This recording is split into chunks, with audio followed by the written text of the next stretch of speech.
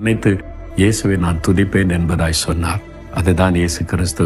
உங்க வாழ்க்கையில கூட இன்றைக்கு ஒரு தாழ்ந்த நிலைமையில, உன்னை உதவி செய்ய யாருமற்ற ஒரு நிலைமையில, வாழ்க்கையில முன்னேற வழியில்லாத சூழ்நிலையில் இருக்கிறீங்களா?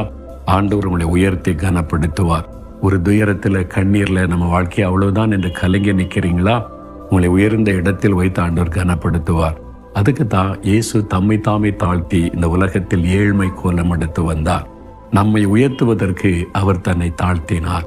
அந்த இயேசு கிறிஸ்து இன்றைக்கு உங்களை பார்த்து சொல்லார், என் மகனே மகளே, நான் உன்னை உயர்த்துவேன், உன்னை உயர்ந்த ஸ்தானத்தில் வைப்பேன். பயப்படாது. வேலையில, படிப்புல, பிசினஸ்ல, ஊழியத்துல, உங்க வாழ்க்கையில நான் உயர்த்துவேன் என்று சொல்லுகிறார்.